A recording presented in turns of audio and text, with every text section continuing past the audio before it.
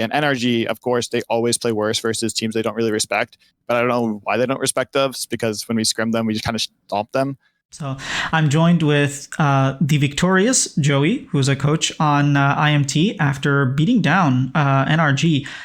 Joey, talk to me a little bit about that game, because at first it seemed like NRG weren't giving you the opportunities to play your comp the way you guys wanted to do it. They were kind of pulling you around the map. Even like within fight, they were just like basically dancing all over you guys until they didn't. So like, how did you guys manage to bring that game back?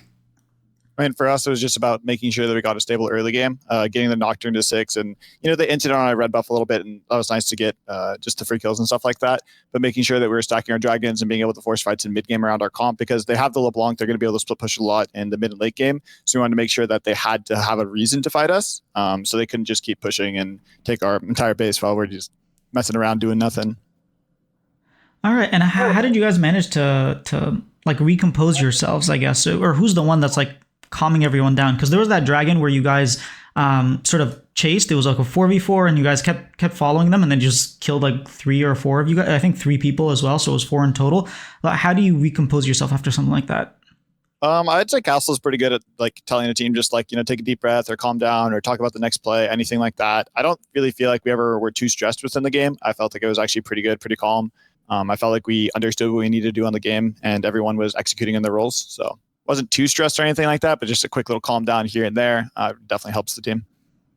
All right, and how is the team environment? Because it seemed like you guys have been doing really well in scrims from like even before the season, like the split started, but it wasn't really translating to stage. So how has the environment been now that you guys are actually getting those wins?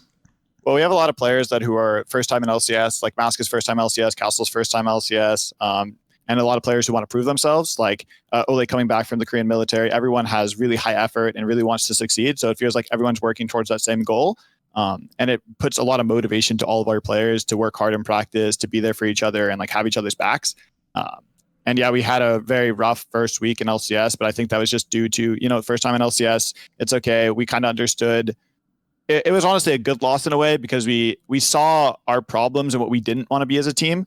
And then from there, we were able to really escalate. Like after that week of practice, after we had done that 0-2 week, was the best week of practice I've ever seen from any team. Any team I've been on, any team I've coached, it was just such a productive week. And I feel like we really leveled up our play just from those 2 losses. That's really impressive to say, especially since you guys basically have 2 coaches compared to some other teams like NRG, who has 20. Well, maybe a little less now, the split, but yeah. How is it where a lot of the load is on you guys and you don't have these positional coaches? Or how are you able to sort of help not only the rookies or the new players get comfortable in their roles, but also improve as we've seen them improve on LCS stage?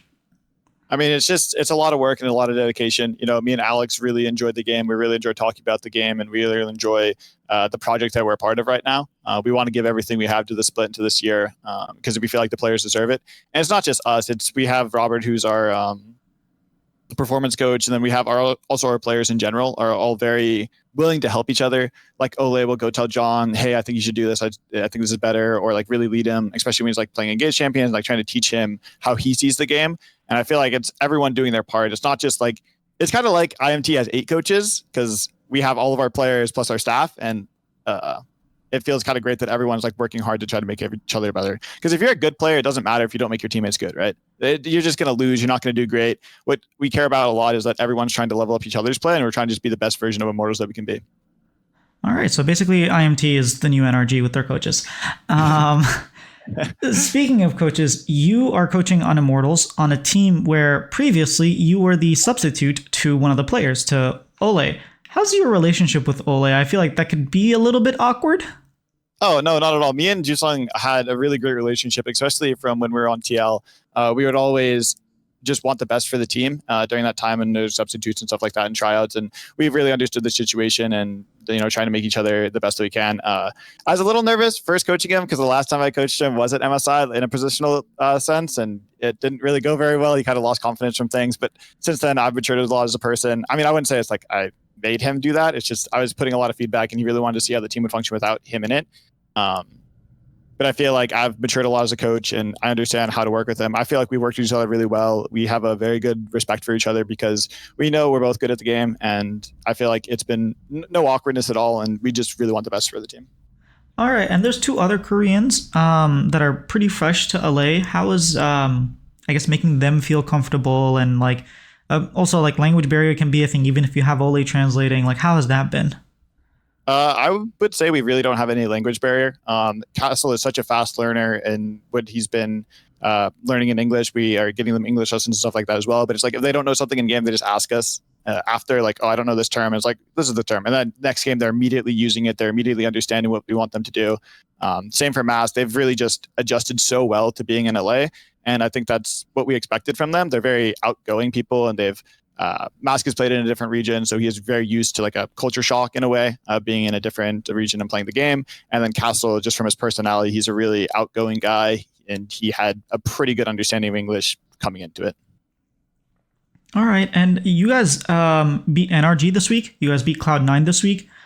Do you think you guys are showing your form this week, or do you feel like these teams might be underestimating you, which makes it easier for you guys to take these games? I feel like we're better than we showed this week, even. To be completely honest with you, I think C9 had a really rough past 4 games on a 4-game loss streak. I don't know if in the history of the org they've ever gone 0-4 in a row like that. It's kind of crazy to see. And NRG, of course, they always play worse versus teams they don't really respect. But I don't know why they don't respect us, because when we scrim them, we just kind of stomp them. So I feel like they deserve to put a little bit more respect in our name. They did now. I don't know. I don't want to call them frauds because everyone calls them frauds, but I've never understood whether they're a good team. But they play as a team when they play versus good players. When they play versus people they don't respect, they play an individual game, and they really showed, I think, today. Contracts was honestly just playing 1v5, trying to do his own thing the entire game, and it kind of showed. Awesome. I have a very nice quote I can use. But yeah, the last time Cloud9 went 0-4 is 2016, so almost 7 years ago. Yeah. That's crazy. Yeah. It's been a while. So what? It's great to be a part of history. Part of the next one now. Yeah. I guess my next question is, what should fans expect from this Immortal squad? Because when I talked to Sharks initially, he said, look, this is the development roster. You should give us time. This is like a 2-year project. And when I talked to Mask, he was like, yeah, it's a 2-year project, but I think we're really pushing hard for this year as well. So what should fans really expect from this roster? I think our end goal for this year is we care about summer playoffs the most. We care about making worlds, and that's kind of the goal that we're aiming for, and we're trying to improve our players. Spring split wins are nice and all that. Like I'm really happy with how we played this week for the most part, and I think that's great and all. And as long as we're having that upwards trajectory of improvement, that's all we really care about.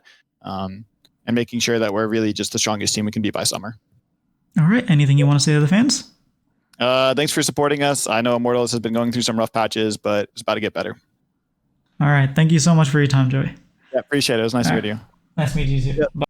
That was the last interview from week 3, although I might be posting it before or after a different interview, so it might not come out the last, but all of week 3 video interviews are done. I really enjoyed my time. I really enjoyed the community response, people asking me questions, asking me to ask pro players questions. So subscribe and we'll make a deal. You sub, you comment the player that you want me to ask a question, and if I haven't already interviewed them, I will request them and I will try to ask your question. Deal? Deal. Now subscribe.